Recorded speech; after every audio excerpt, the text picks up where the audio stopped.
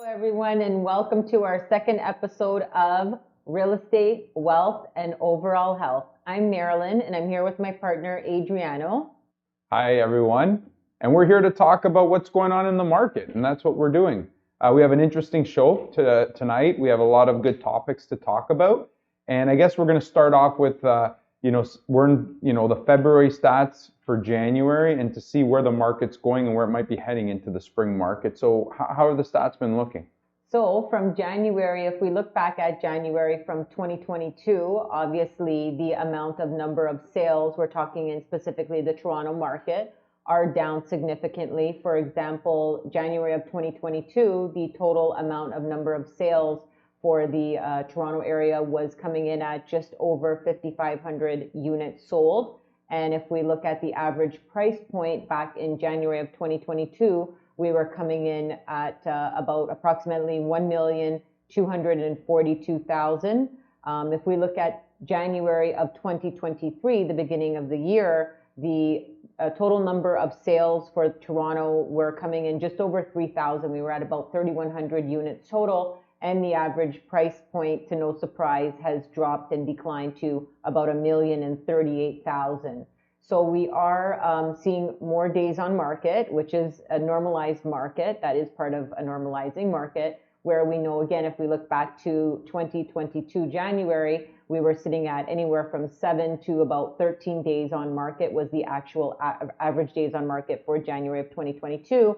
And this year, for January, we were looking at about approximately 29 days on market.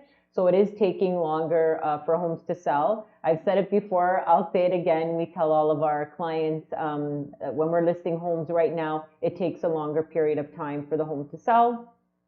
We are still seeing offer dates. So that's the interesting part, is that in February, we've actually noticed an increase in offer dates. Of the 7 that Adriano and I have sold since the beginning of 2022, now being in mid-February, 2 of those actually were with offer dates. One was set up with an offer date, and the other that went into multiples naturally went into a bidding war. So we are seeing now that interest rates have, they say that we're going to hold now. The Bank of Canada has made the announcement, although we did have a 1/4 point increase. We are now noticing that buyers are starting to get comfortable in the environment for the interest rates being where they are. No, I do agree with that. I mean, average prices are good, and days on the market are up a bit, but I do think part of that is because the strategies realtors are using in the market today are a little bit different than last year. I mean, last year everything was held back, underpriced, and we're selling within a week to 10 days because of multiple offers. I think this year the strategy is a little bit different, at least in the first few months of the year, where people are pricing properties they're trying to figure out what the market value is, or sometimes a little bit higher. So it is staying on a little bit longer. Number of sales have come down, but you make sure the number of sales and the price are 2 different things. Sales are down because some people who don't need to sell are just not selling. So in a way, like it looks like it's bad, but there may become an inventory problem. We're starting to see that already, an inventory problem in certain types of properties in certain areas and locations of Toronto. There's not much quality. It's true. So, when there is a blanket statement about average price, you got to remember what has been sold. Was it higher end properties in that month? Was it lower end? So that's where a professional realtor is able to tell you what is going on in the specific markets, and that's what we need to look at, not a blanket statement. So I do think things will pick up in the spring market, even though these numbers are kind of, a little bit hit and miss right now. I agree with that. And also to add to that, we do have quite a few listings ourselves that we're currently just getting ready. So there were a lot of sellers as well that were looking to hold off,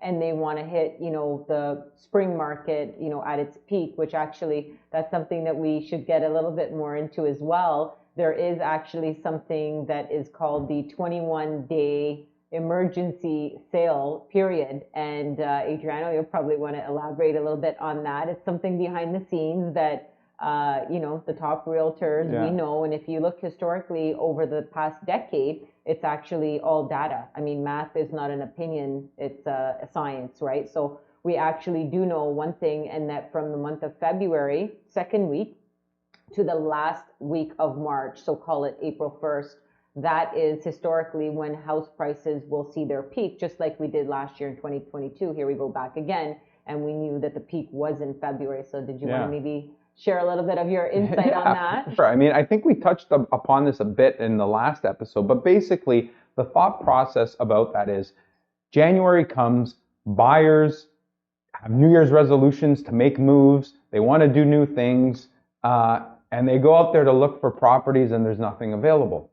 And the theory with a lot of realtors back in the day was wait for the spring market. The spring market's good. Wait for kids to come back from March break because then they can start looking, and by the time they end up moving and closing, they'll be at the end of the year and they can move during the summer, and which is all true. However, January, February, and March, if you do list your property, because of lack of inventory, especially if your property shows very well or is very, very unique, we'll probably get maybe more, 5 to 10% more than what you might get in a spring market, just for the fact that there is less inventory, which means it's a seller's market, and it will give buyers the opportunity to kind of maybe fight for the good quality home. So that's kind of my thought process on that. So I've been suggesting to a lot of people selling that now is the time. Don't wait. Now is the time because there's not much out there.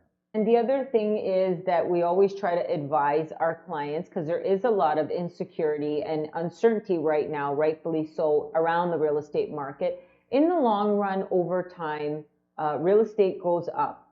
Buy and hold. Refinance when the value goes up. And over each decade, again, we tell our clients, we try to advise everybody that long term, it is a solid investment. Again, there are clients that we work with, several clients that are looking to pick up homes.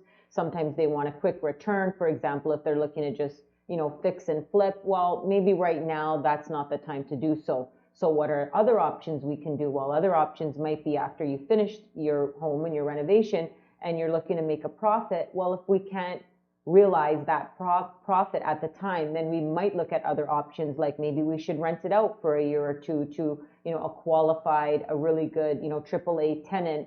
And over time, if it might not be when that renovation's complete, say in 6 months from when you take possession, then maybe it might be a better time if we look at it, in a year and a half, right? So there shouldn't be panic around selling, because that's actually not a very good thing for our economy.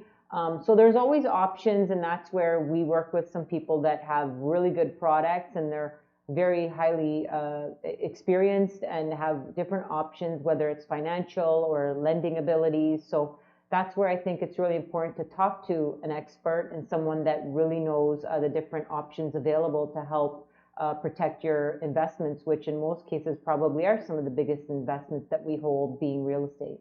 So Adriano, what type of trends are we seeing today in the first quarter of 2023, trends across the GTA? Yeah, so it's interesting. I know the first month in January was a little bit different, but the last few weeks of February, with some of the listings that we've had, some of the open houses we've been doing, even some of the buyers we've been working with, it's been quite different. We find that a lot of buyers are coming out of the woodworks now. I think the fact that interest rates are maybe at its all-time peak have allowed some buyers to feel confident about the prices that they'll be paying with their mortgages.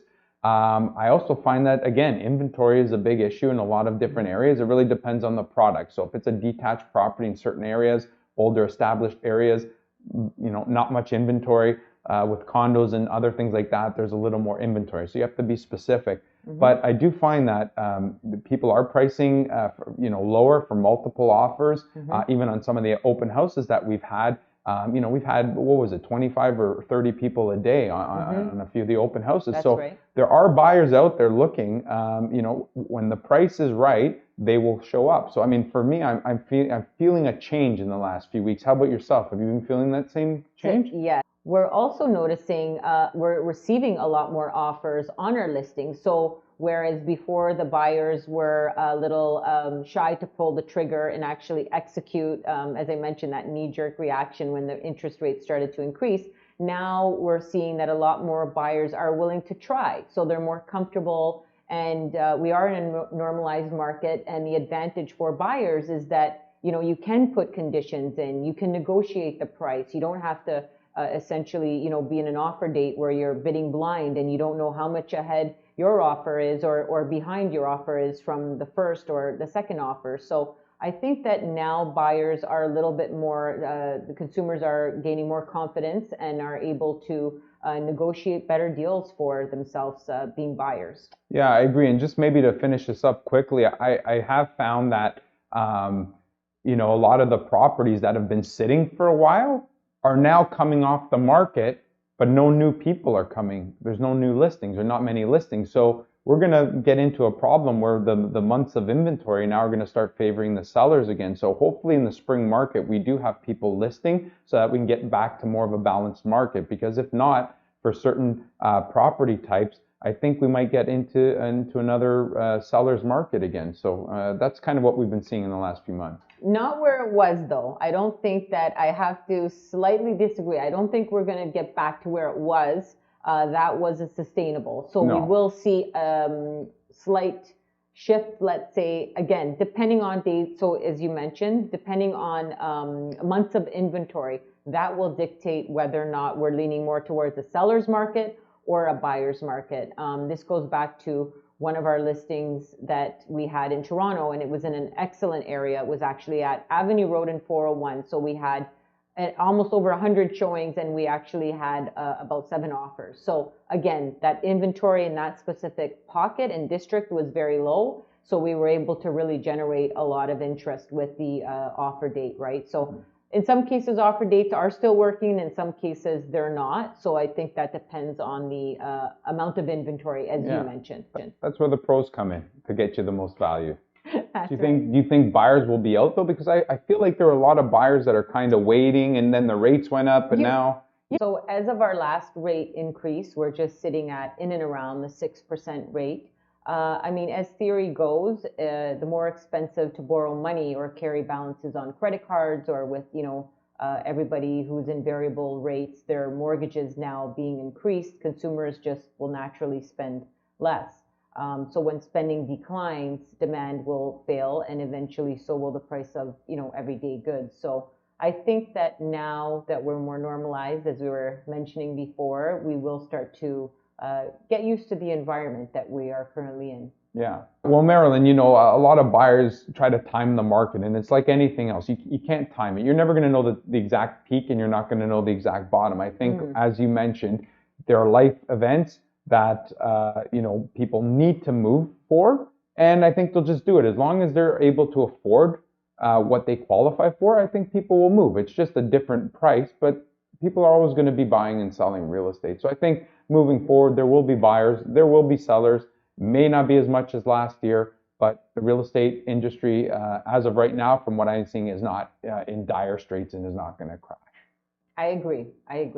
So Adriano, what do you think the spring market real estate predictions will be? Well, I mean, it's a tough one. We've been all over the place, but I do think we're heading in a positive direction. I think it's better than what the last few months have been.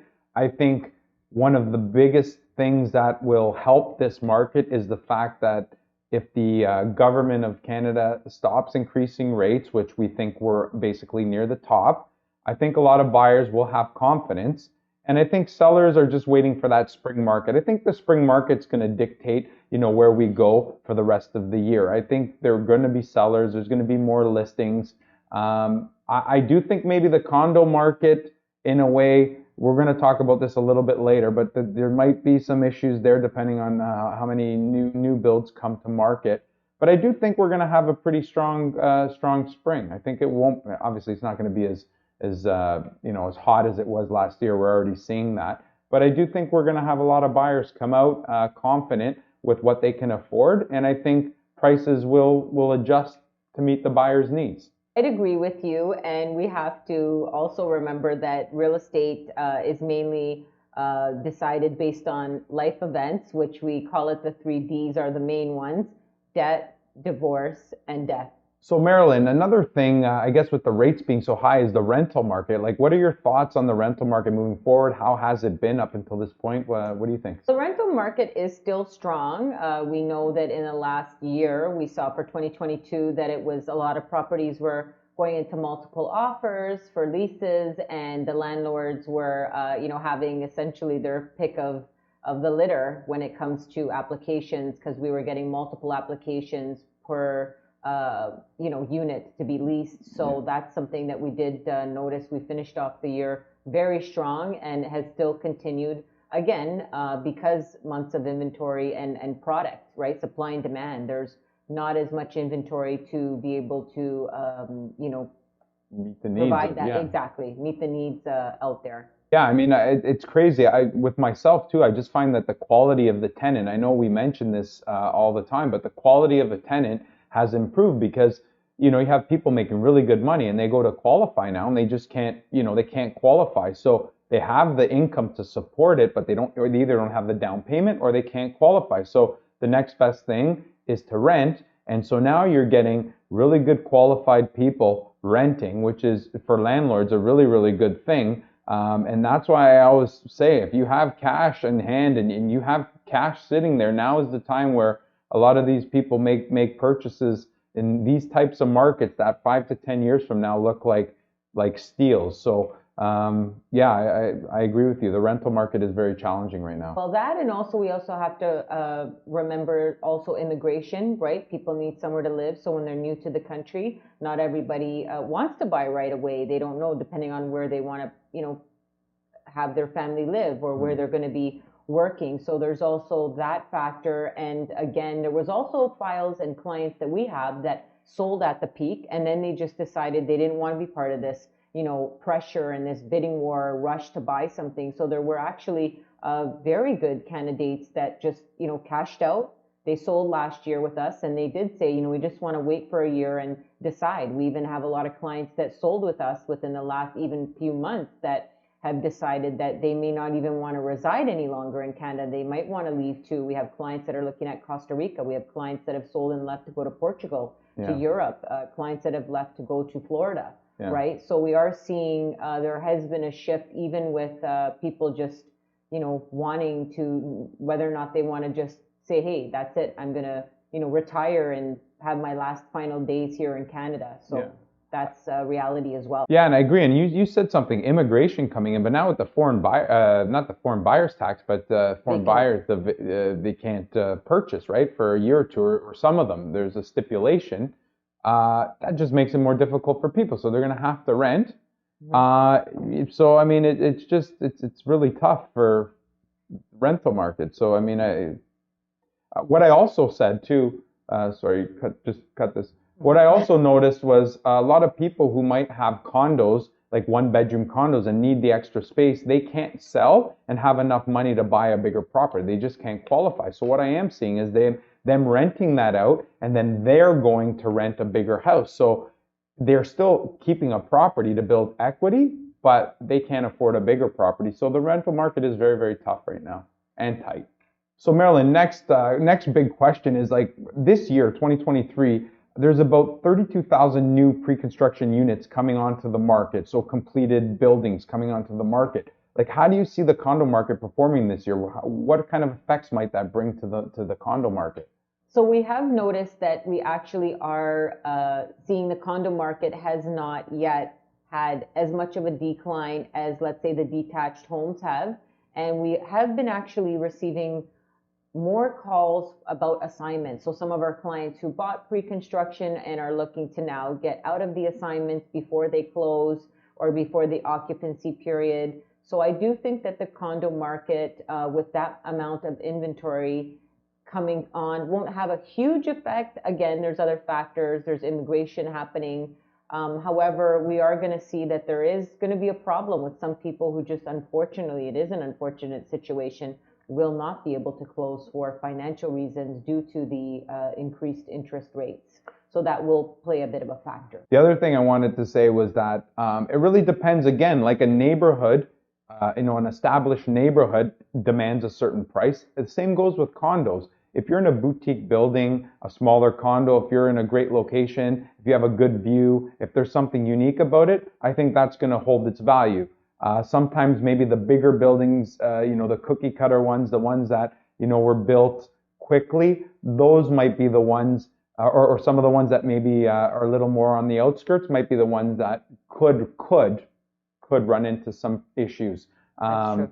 So, but I do think I think there might be a little bit of a correction there, a little bit of a glut. But I mean, you know, if they're condos with good size or good space, like we were saying, or in a boutique building that you can't get into, again, it's inventory, right? If you're in a condo and there's 30 units for sale, yeah, prices are probably going to go down. If you're in a boutique building and one comes up every few months, that's probably going to hold its value a little bit more. So again, it comes down to location, building, size, price.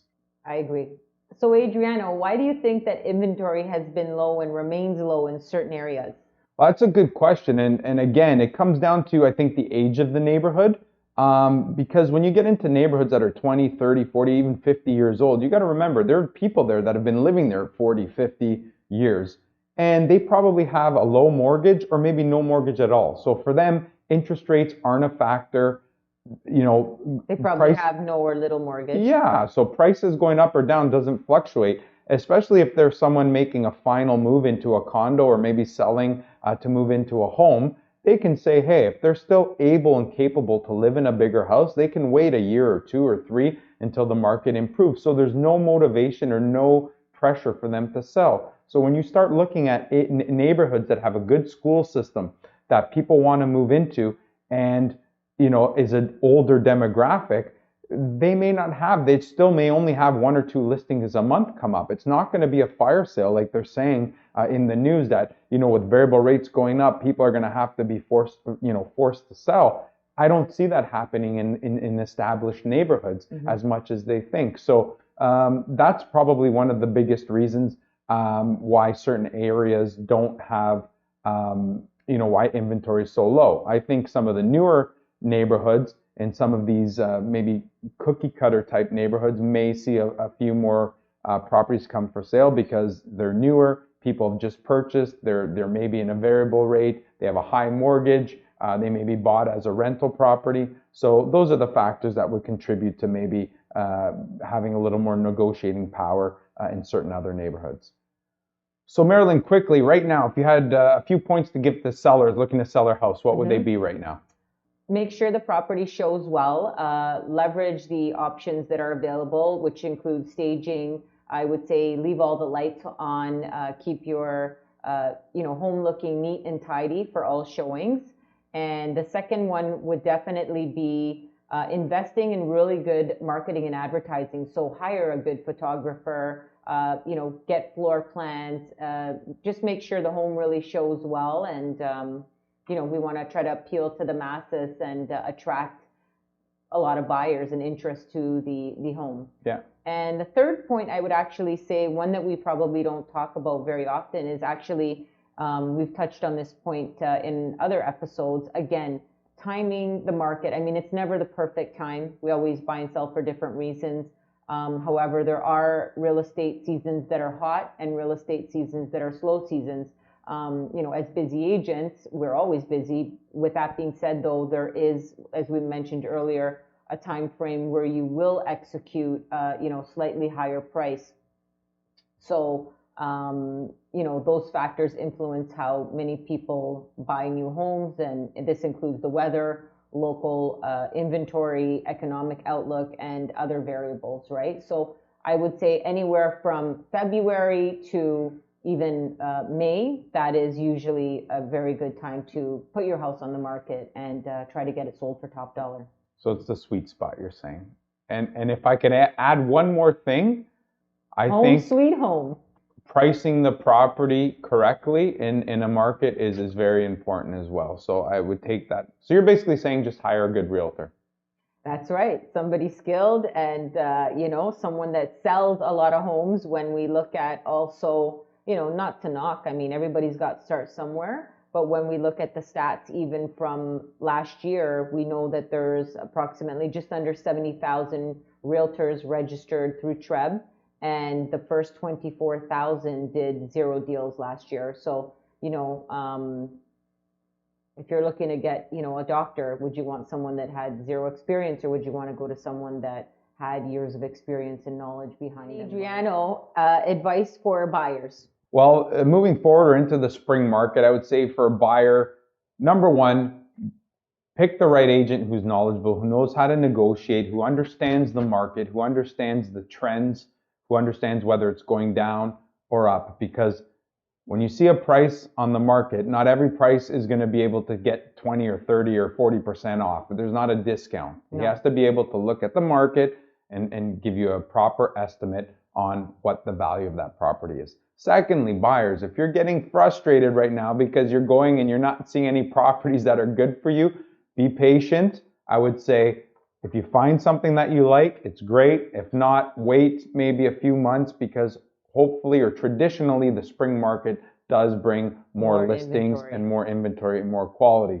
And the third thing is, don't try to time the market. Don't wait 6 months. If you can afford something and afford it now and you're qualified, because we never know what rules might change or what the government might do, buy, purchase now, set a goal, be confident, work with a proper realtor, and go and buy it. Mortgage advisor, and go buy the property that you want and move forward.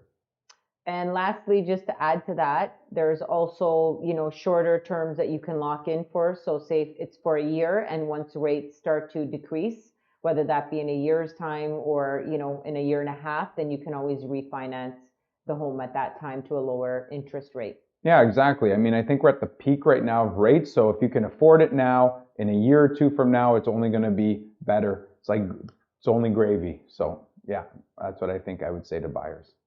That's our show for today, and we really hope that everyone enjoyed it. And remember, if you have any questions about these episodes or any comments, or if you'd like a topic to be talked on this show, maybe in the next episode, please feel free to comment below or leave a message on whatever app you're on, and we'll definitely try to incorporate that or answer it for you. Signing off here, Marilyn and Adriano. And until next time, take care of your real estate, your wealth, and your overall health.